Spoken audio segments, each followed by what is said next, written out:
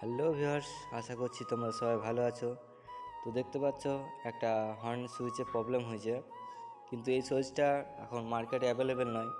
তার জন্য আমাদেরকে অন্য সুইচ ইউজ করতে হবে। তো আমরা এখন পুরো পার্ট টু পার্ট খুলবো এবং তারপর এই জায়গাটা পুরো কাটিং করে নর্মাল সুইচের মতো বসাবো এখানে।